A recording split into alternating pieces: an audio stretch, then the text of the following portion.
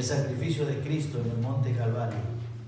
Y la segunda, hablando de la resurrección. Amén, aleluya, sí es. Y esta noche vamos a hablar precisamente de eso, el día de la expiación. El día que la nación de Israel celebraba esta fiesta del día de la expiación. Era una fiesta solemne, dedicada para poder cubrir todos los pecados de toda la población, de todo el año completo, para enseñarnos que la salvación que Cristo ofrece es una salvación total, una salvación completa, una salvación que no le hace falta absolutamente nada. Por eso es una salvación que nos ofrece vida eterna, vida completa, vida total, gracias al sacrificio de Cristo. Así que esta noche vamos a hablar acerca del día de la expiación, las ofrendas que se hacían en el día de la expiación, el perdón de los pecados, un cuadro de Cristo Jesús en la cruz. Vamos a orar. Démosle gracias al Señor por eso que hizo Cristo, ese sacrificio, para expiar nuestros pecados, para perdonar nuestros pecados, para limpiar nuestros pecados. Él tuvo que sufrir. Y cuando nosotros conscientemente consideramos todo lo que Cristo sufrió para perdonar nuestros pecados, debemos valorar nuestra salvación y debemos vivir una vida que agrade a Dios gracias a lo que Él hizo. Padre Celestial, te damos gracias una vez más esta tarde por tu amor, por tus bendiciones, por la oportunidad que tú nos das de elevar una alabanza a tu nombre, Padre, porque solo tú eres merecedor de la honra, la gloria y la alabanza de parte de tu pueblo. Señor amado, ahora queremos escuchar tu palabra, que hables a nuestros corazones, Padre, que sea tu Santo Espíritu guiando mi mente, mi corazón, guiando mis palabras, Señor amado, para que esta palabra sea tuya directamente al corazón de tu pueblo, Padre. Edifícanos, te lo suplico, Señor, danos entendimiento, te lo rogamos, en el nombre y los méritos de Jesús, nuestro amado Salvador. Amén, Señor, amén. Tomen asiento, hermanos, y vayamos rápidamente al libro de Levítico, capítulo 16.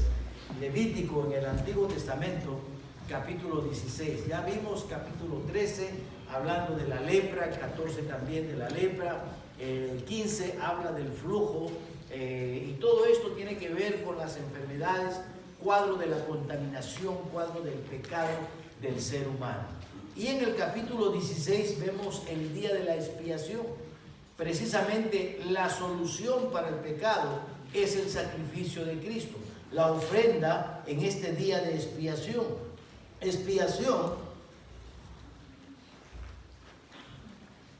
La expiación significa reparar un crimen. La expiación significa cubrir una culpa por medio de un castigo, por medio de un sacrificio.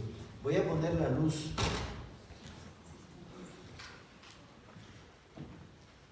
Ya se olvidaron que tienen un pastor con vista ciega. Ok, ahora sí puedo mirar. La expiación, la palabra expiación significa la reparación de un crimen. Expiación significa cubrir una culpa por medio de uno o varios sacrificios. Por eso es que estamos viendo los sacrificios en el libro de Levítico. No quiere decir que Cristo hizo varios sacrificios, cuidado. Lo que quiere decir que es un solo sacrificio con diferentes semblantes para poder entender la magnitud total de lo que Cristo hizo en la cruz del Calvario. ¿Okay? Por ejemplo, cuando vemos las ofrendas de harina, las ofrendas que se mecían, las ofrendas que se elevaban de olor grato, para enseñarnos que el sacrificio que Cristo hizo es el único sacrificio que es agradable a los ojos de Dios. No hay otro sacrificio como el sacrificio de Cristo.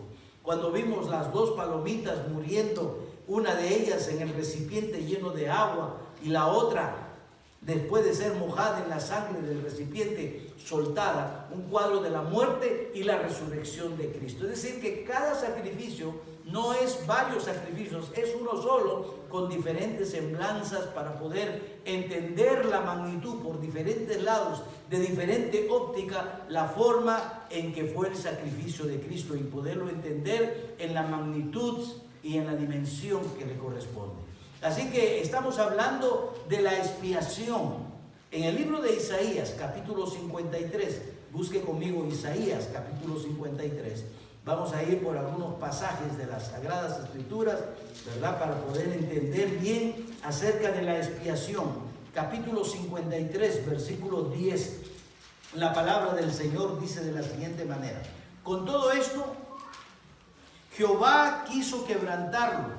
Está hablando de Cristo, una profecía de Cristo desde el libro de Isaías, sujetándolo a padecimiento, cuando haya puesto su vida en expiación por el pecado.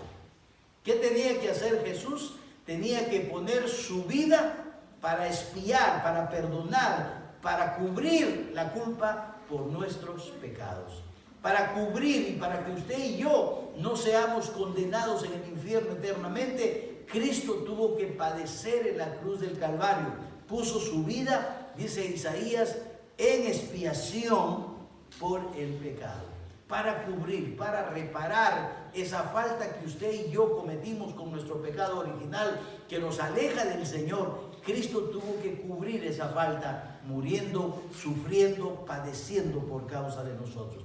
Eso es lo que hizo Cristo. Y el día de la expiación, esta festividad religiosa, es, decíamos al principio, la más solemne en Israel. Y en ese día todos los pecados se juntaban y se solucionaban, todos los pecados que se habían cometido durante el año, toda la nación de Israel. ¿Por qué? Porque la salvación es ¿para quién? ¿Para quién es la salvación?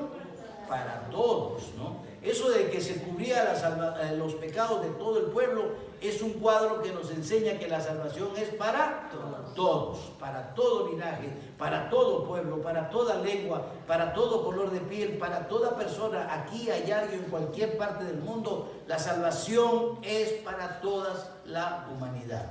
En el libro de Hebreos, capítulo 10, si leemos, y tenemos que ir al libro de Hebreos para poder entender después el capítulo 16 del libro de Levítico, y haciendo un paralelo entre Hebreos capítulo 10. Venga conmigo a Hebreos capítulo 10.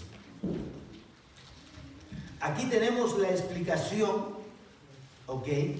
El comentario sobre lo que vamos a estudiar en el libro de Levítico capítulo 16. Ahora, es un comentario un poquito extenso, así que no les prometo que tengamos a bien terminar en esta noche, porque es muy extenso lo que vamos a estudiar, pero tiene que ver con Levítico capítulo 16. Decíamos que en el libro de Hebreos, el autor a los hebreos nos narra y nos explica lo que está pasando aquí en Levítico capítulo 16. Por eso vamos a Hebreos para escuchar la explicación y para cuando regresemos a Levíticos podamos entender a cabalidad qué es esto de la expiación y de los sacrificios. Así que vamos a Hebreos. Ahora recordemos algo. Este libro de Hebreos, indudablemente, es un libro escrito aquí a los hebreos.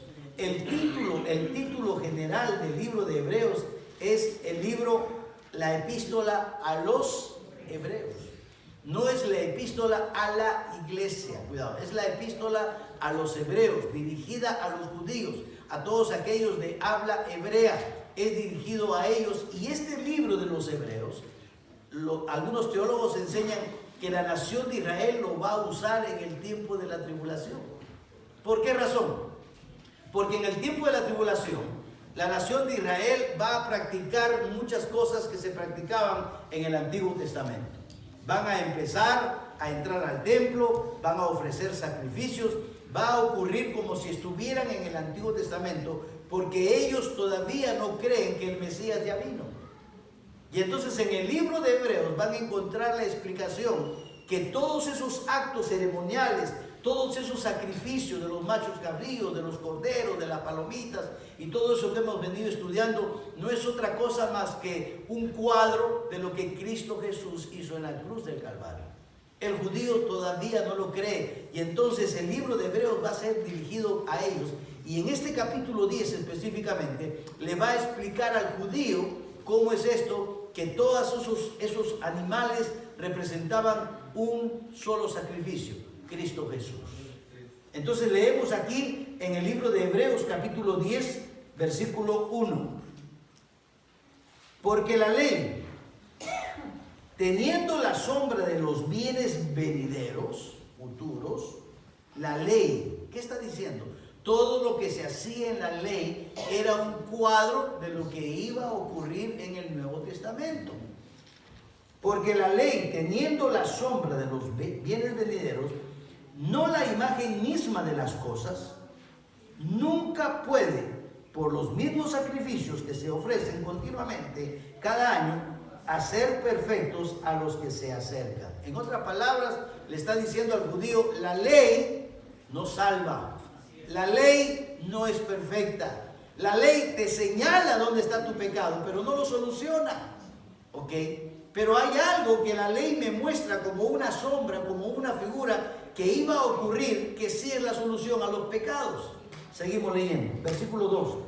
De otra manera, cesarían de ofrecerse, pues los que tributan este culto, limpios una vez, no tendrían ya más conciencia de pecado. O sea, la ley no te limpia los pecados. ¿Por qué? Porque si una vez te arrepientes a través de la ley, vas a necesitar volver a hacer otro sacrificio constantemente. Es decir, que los sacrificios de la ley no eran perfectos. Hoy día pecabas, tenías que llevar tu corderito al sacerdote y ofrecer un sacrificio. Mañana volvías a pecar, otra vez tenías que agarrar otro corderito y hacer otro sacrificio. Y si pasado mañana volvías a pecar, otra, ya no te alcanzaba el dinero, agarraba una palomita, unas tortolitas y tenía que vez tras vez hacer el mismo sacrificio, porque ese sacrificio era imperfecto. Ese sacrificio apuntaba sí a un sacrificio perfecto, que es el sacrificio de Cristo. Pero bajo la ley, no. Bajo la ley, solamente una vez que se hacía el sacrificio se tenía que repetir cuantas veces pecaras. Versículo 3. Pero en estos sacrificios cada año se hace memoria de los pecados.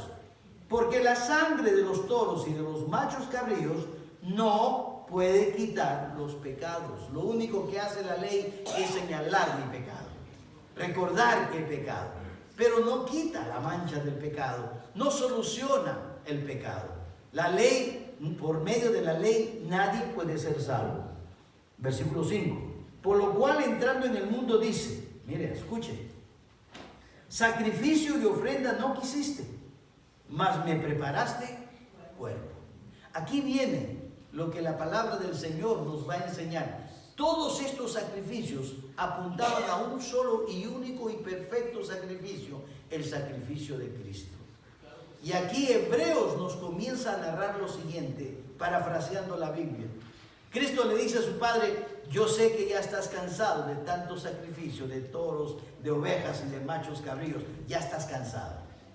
¿Por qué? Porque este sacrificio se tiene que repetir vez tras vez, tras vez, tras vez, porque es un sacrificio imperfecto. Y lo único que hace este sacrificio es recordar el pecado del pueblo vez tras vez, tras vez, porque este sacrificio es imperfecto. Pero entonces le dice a su Padre, yo sé que tú me has preparado un cuerpo.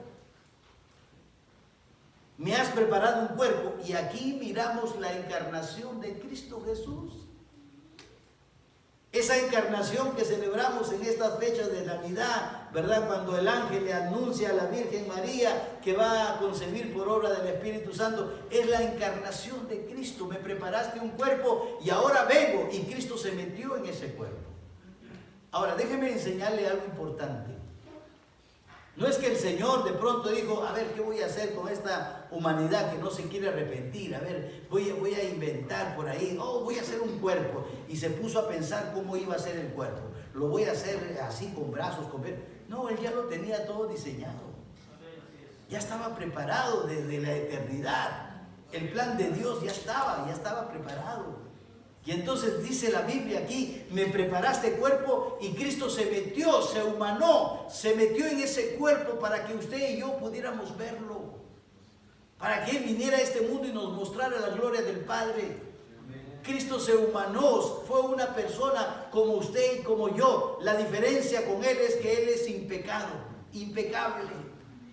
Y entonces Él fue el sustituto, Él fue el que reemplazó todos esos sacrificios que vez tras vez tenía que hacerse porque eran imperfectos, Él vino y hizo un solo sacrificio, un sacrificio perfecto, un sacrificio único, un sacrificio completo, el sacrificio de su muerte en la cruz del Calvario.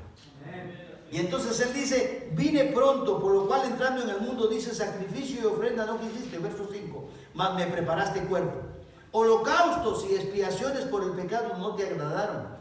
Entonces dije, he aquí que vengo, oh Dios, para hacer tu voluntad, como en el rollo del libro está escrito de mí, diciendo, primero, sacrificio y ofrenda y holocaustos y expiaciones por el pecado no quisiste ni te agradaron, las cuales cosas se ofrecen según la ley. Y diciendo luego, he aquí que vengo, oh Dios, para hacer tu voluntad. Quítalo primero para establecer esto último.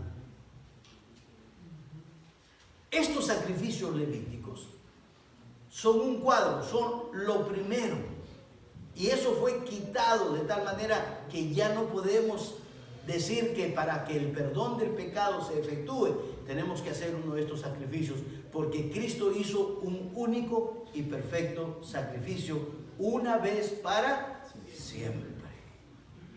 Eso es lo que está diciendo, explicándonos el libro de Hebreos concerniente al día de la expiación que encontramos aquí en el capítulo 16. Estos sacrificios apuntaban al sacrificio único y perfecto de Cristo Jesús en la cruz del Calvario. Amén. Entonces, por eso estudiamos el libro de Levítico, para mirar algunos aspectos del sacrificio de Jesús, ¿no? ¿Qué ocurrió en ese momento? Lo que había de hacer, por ejemplo, el sacerdote. Regresemos a Levítico capítulo 16. Una vez más a Levítico 16.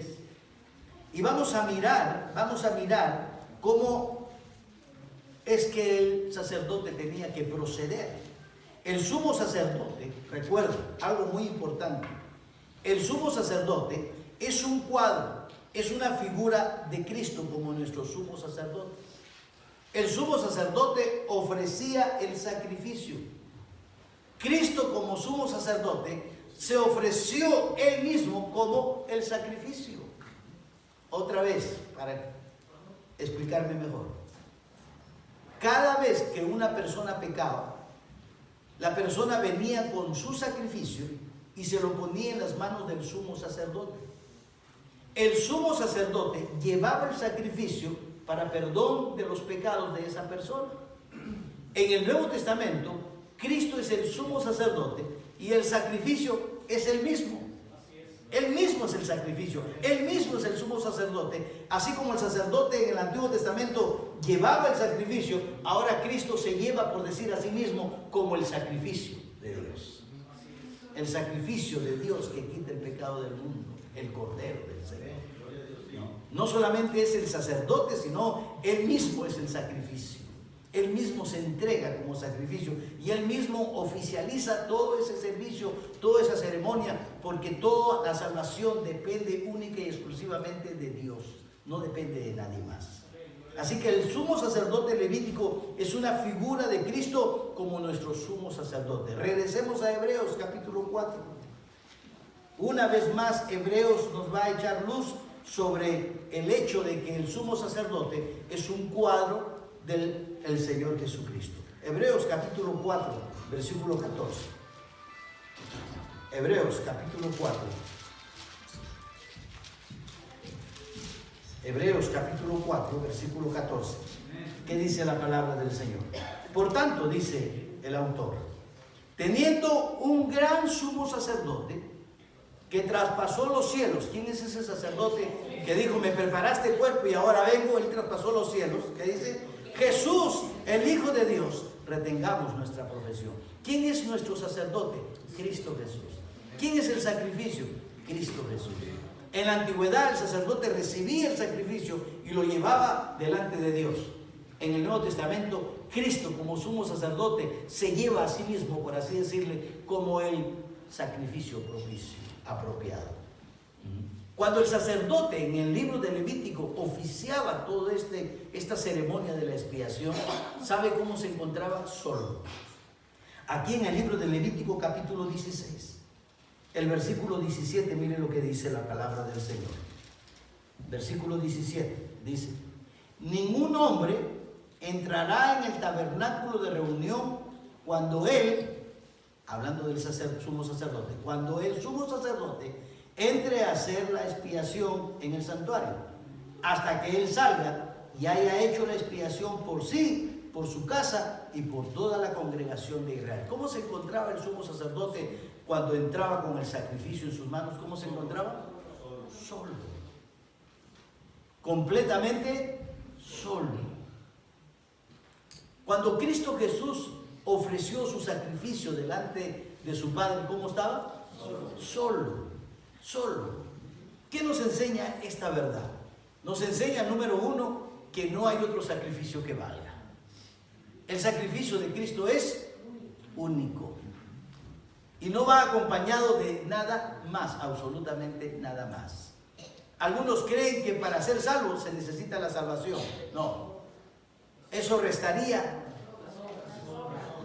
O se necesita de las obras, gracias. Quería saber si estaban dormidos. Algunos creen que para ser salvos se necesita el bautismo, por ejemplo. Que para ser salvos se necesitan las obras, ¿verdad? Si así fuera, esta verdad que encontramos aquí sería contradictoria, ¿verdad? Aquí el sacerdote estaba completamente solo. ¿Por qué? Porque el sacrificio de Cristo no necesita nadie ni nada más. Amén. No necesita de alguien ni de nada. El sacrificio de Cristo es completo, perfecto, único, especial, excelente. Aquí cuando vemos al sumo sacerdote, el sumo sacerdote se encontraba solo, dice, para enseñarnos una verdad. El sumo sacerdote entraba solo. Ningún otro hombre de la tribu de Leví podía ayudar al sumo sacerdote. Nadie más podía acompañar a Cristo. Es el único que podía darnos salvación en esta importante ceremonia. El sacerdote Aarón, el sumo sacerdote, tenía que oficiar el sacrificio completamente solo. Cristo, cuando está en la cruz del Calvario muriendo, estaba, algunos dicen, pastor, un momentito, ahí estaban los dos ladrones a su costado. Sí, pero Cristo estaba ofreciendo su propio sacrificio solo, completamente solo. Así es nuestro Señor Jesucristo. Nuestro Señor Jesucristo se sacrificó Él solo. Porque la Biblia nos enseña que solamente Él es el único que puede pagar el precio por el pecado. Nadie más que Él. No se necesita a nadie más.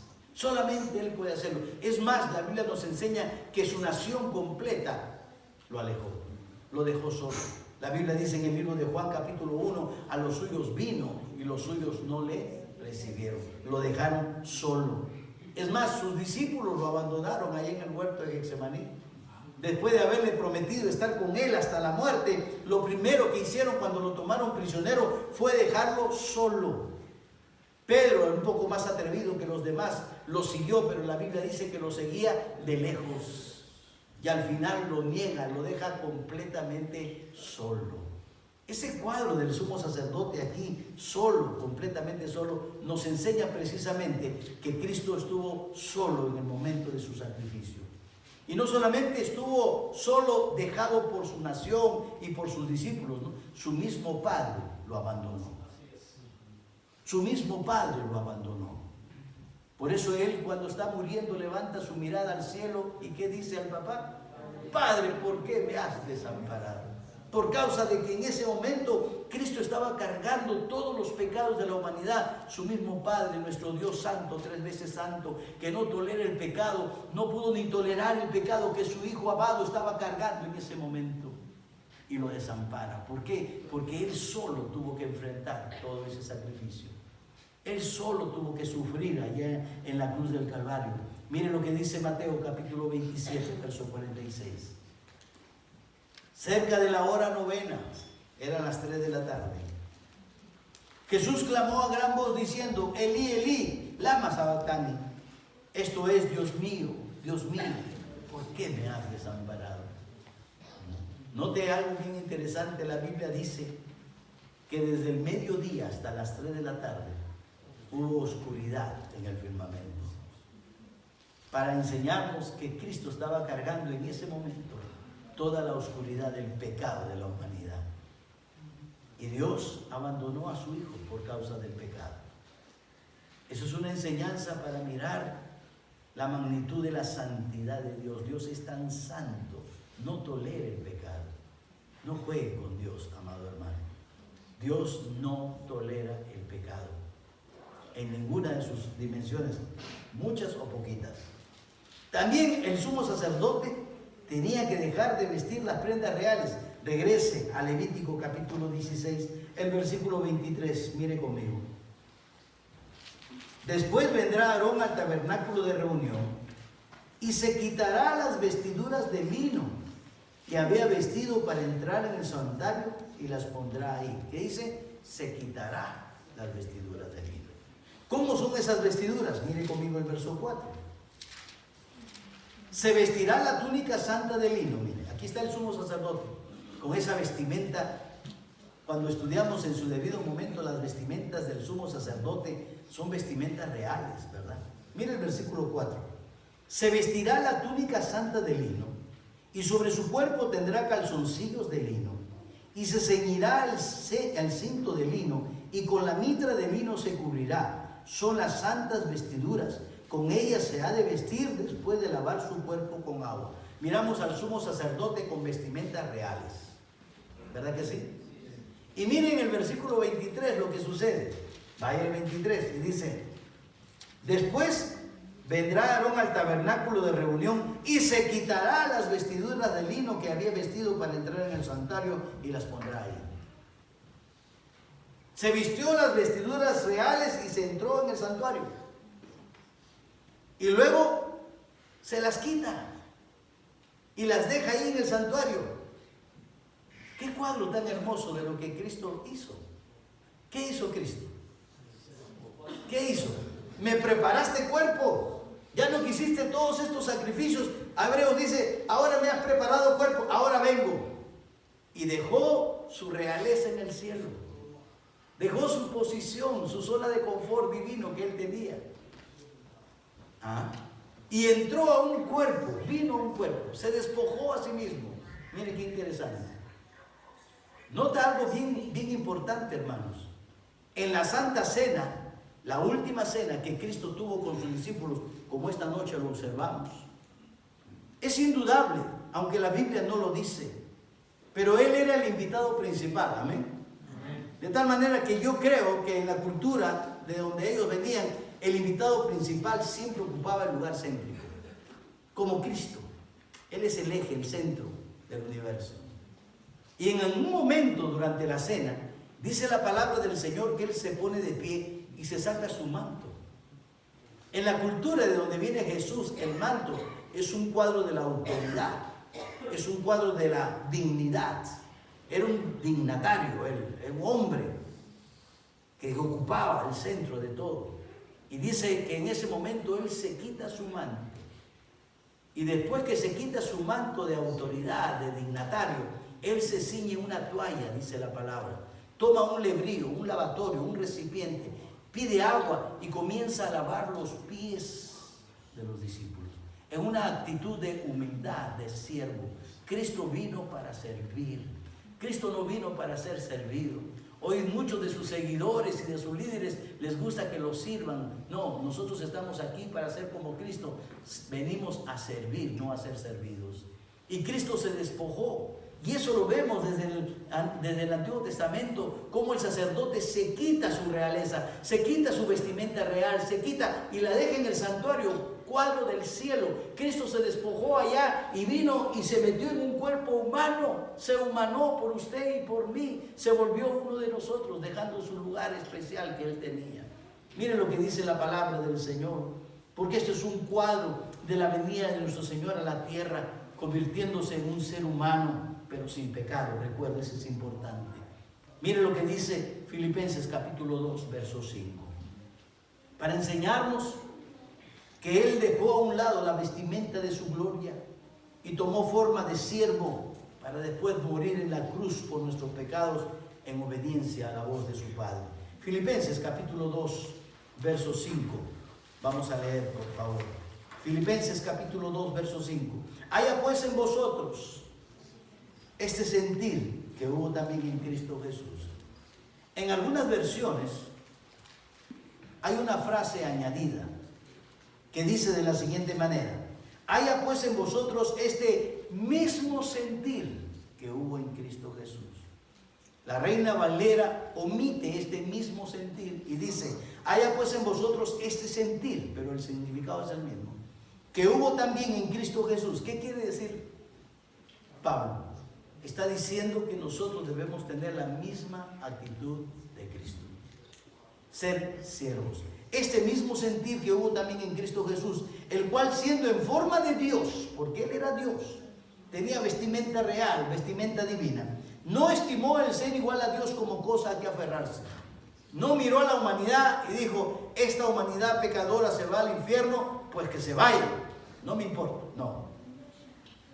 Él se despojó. Él miró y dijo: ya no quieres estos sacrificios, le dijo a su padre. Ya te hastiaron estos sacrificios que son imperfectos. Me has preparado un cuerpo, aquí vengo. Y se despoja de su lugar de confort divino y viene a la tierra. Qué interesante, ¿verdad? Sino que se despojó a sí mismo, tomando forma de siervo. Ahí vemos la Santa Cena. Él lavando los pies de los discípulos, hecho semejante a los hombres. Y estando en la condición de hombre, se humilló a sí mismo, haciéndose obediente hasta la muerte y muerte de cruz. Cristo vino para morir. ¿Por qué? Porque los sacrificios levíticos ya no servían, eran imperfectos, no ayudaban al ser humano. Y Él vino a establecer un solo, único y perfecto sacrificio, muriendo en la cruz del Calvario. El sacerdote se lavaba. Dice, mire el versículo 24 del capítulo 16. Versículo 24. Lavará luego su cuerpo con agua en el lugar del santuario. Después de ponerse sus vestidos saldrá y hará su holocausto y el holocausto del pueblo, y hará la expiación por sí y por el pueblo. Interesante que el sacerdote se lavaba con agua.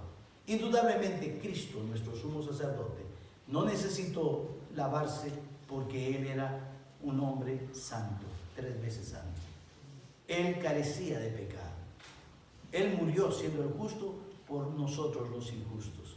Así que esta parte del sacerdote se lavaba con agua. Para que el sacerdote se lavaba significaba la liberación de cualquier contaminación. Él tenía que estar completamente limpio, el sumo sacerdote, para poder oficiar la ceremonia de la expiación de los pecados.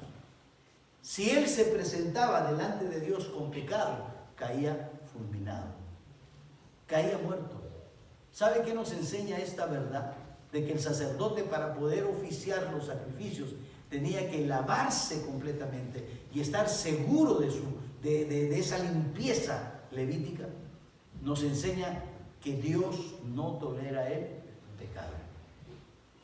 Muchas veces vamos a orar, inclinamos el rostro, cerramos los ojos y lo hacemos de una manera automática, como maquinitas, y no nos ponemos a pensar: ¿estará mi vida limpia al punto que Dios escuche mi oración? Cuando observamos la cena, esta mañana escuchaba yo al hermano Pedro hablar acerca de nuestra condición delante de Dios. No podemos acercarnos con pecado.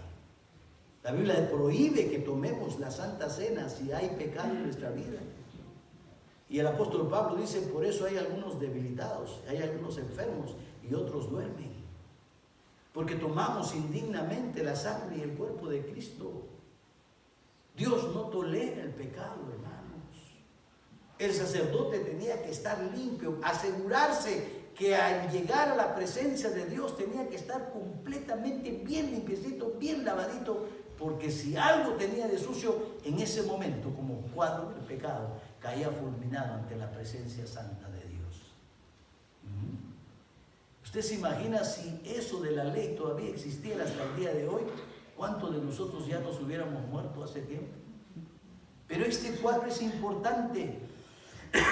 Por un lado nos enseña que el siervo del Señor tiene que presentarse delante de Dios sin pecado, y por otro lado nos enseña que Dios no tolera el pecado. Así que basta ya de jugar con Dios, arrepiéntase. Porque esto es un cuadro de la santidad, de la pureza de Cristo, quien se sacrificó por nosotros, y Él también demanda de nosotros una vida santa, una vida pura. Esto no es juego. De la misma manera como Él se ofreció puro, así demanda que también nosotros seamos puros. Mire Juan capítulo 17, versículo 19. El Señor Jesucristo dijo: y por ellos yo me santifico a mí mismo, para que también ellos sean santificados en la verdad. ¿A poco solamente cree usted que Cristo tiene que ser santo? Que Cristo tiene que ser puro. Nosotros también. Nosotros también tenemos que aprender a vivir una vida limpia delante de Dios. El sacerdote tenía que limpiarse completamente. De lo contrario, podía perder su vida, porque no había cumplido las demandas de Dios. Cuidado. Y la demanda de Dios es que tenía que presentarse sin pecado, así como Cristo se presentó sin pecado. Y el sacerdote ofrecía un sacrificio por los de su casa. Tenía que pedir perdón por cada uno de los miembros de su casa. Tenía que hacer un sacrificio por sí mismo. Y el sumo sacerdote entraba en el lugar santísimo. Y el sumo sacerdote entraba, ¿sabe cuántas veces al año? ¿Cuántas veces entraba? Una vez al año. Ok. ¿Estás seguro? ¿Estás seguro? Ok, miren. Versículo 12. La forma como el sumo sacerdote tenía que entrar. Versículo 12. Dice: después tomará un incienso lleno de brasas de fuego del altar de delante de Jehová, y sus puños llenos de perfume aromático molido, y lo llevará detrás del velo. Y pondrá el perfume sobre el fuego delante de Jehová, y la nube del perfume cubrirá el propiciatorio que está sobre el testimonio, para que no muera. ¿Cómo tenía que entrar? Cubierto por la nube de perfume. Note algo bien interesante. El sumo sacerdote agarraba un incensario, vamos a decir portátil, y agarraba brasas del altar del incienso, brasas encendidas, y las ponía en esos recipientes. Y una vez que tenía este recipiente con las brasas del incienso, en otras manos tenía un puño de sales aromáticas. Y antes de entrar, antes de cruzar al otro lado, ponía esas sales aromáticas en esas brasas. Y al contacto despedía un humo aromático. Y en medio de esa nube de olor fragante entraba el sumo sacerdote. Y la Biblia especifica muy claramente que eso servía para que no muera. Porque si no entraba con esa cobertura, caía muerto. Hoy nosotros, cuando queremos llegar a la presencia del Padre a través de la oración, porque el incienso y todo eso es un cuadro de nuestras oraciones, ¿cómo lo tenemos que hacer? Cubierto por el Señor Jesús. Por eso usted se ha dado cuenta que cuando oramos: Señor, todo esto te lo pido en el nombre y los méritos de Cristo Jesús. Amén.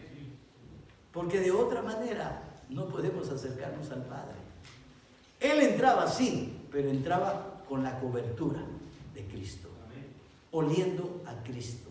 Yo me imagino que cuando salía olía rico, ¿verdad? No olía a chilaquiles, ni a frijoles, ni a nada de esto, ¿verdad? Pero la Biblia nos enseña que hay dos olores en la Biblia: el olor de vida, que es Cristo Jesús, y el olor a muerte, que es el pecado que despedimos. Entonces aquí vemos esta verdad. Cristo como olor fragante es un cuadro de la gloria de Dios, ¿no? Y aquí vemos al sumo sacerdote entrando como olor fragante delante de la presencia del Señor. Así también el creyente, donde quiera que nosotros vayamos, ¿qué tenemos que hacer? Portar el olor fragante de la persona de Cristo. Mire conmigo 2 de Corintios.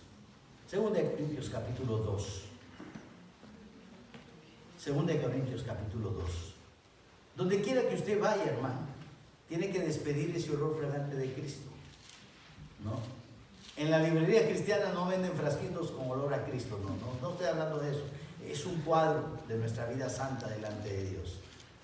¿Qué dice la palabra del Señor? 2 Corintios capítulo 2, versículo 14 dice: mas a Dios gracias, el cual nos lleva siempre en triunfo en Cristo Jesús, y por medio de nosotros manifiesta en todo lugar el olor de su conocimiento, porque para Dios somos grato olor de Cristo en los que se salvan y en los que se pierden. Hay dos olores: el olor fragante de la salvación y el olor nauseabundo del pecado. Ese olor fragante para la alabanza y gloria de su nombre. Gracias al Señor. Jesús murió completamente solo, dice las Escrituras. Jesús reemplazó todos los sacrificios que se hacían en el Antiguo Testamento, porque los sacrificios que se hacían en el Antiguo Testamento eran imperfectos y había que repetirlo vez tras vez tras vez. Cristo entró una vez para siempre en el santuario, vino y murió en la cruz del Calvario una vez para siempre, para que usted y yo tuviéramos esperanza de la vida eterna. Vamos a inclinar nuestros rostros y vamos a orar y vamos a darle gracias a Dios por el sacrificio que Él representa. Gracias al Señor. Él tenía un plan desde la eternidad, le preparó un cuerpo. Cristo entró en ese cuerpo, vino y ocupó tu lugar y el mío, para que tú y yo no tengamos que ir al infierno, para que tú y yo tengamos la esperanza de la vida eterna. Señor y Padre, gracias. Gracias por tu palabra, gracias por Cristo. Gracias, Señor, por todos estos cuadros que hoy nos enseñan diferentes semblanzas de lo que es el sacrificio de tu Hijo Jesucristo, Padre. La manera como tú lo hiciste, el plan que forjaste, Padre Celestial, que pusiste un cuerpo especial para Cristo, un cuerpo santo, un cuerpo limpio, Señor amado. La manera como tú nos enseñas que para presentarnos delante de ti tenemos que estar completamente y estar asegurados de que estamos completamente limpios delante de tu presencia. Señor amado, bendice a tu iglesia, te lo ruego. Bendice a cada uno de tus hijos y, Señor, gracias por este tiempo te damos en el nombre de Jesús. Amén, Señor. Dios les bendiga, hermanos.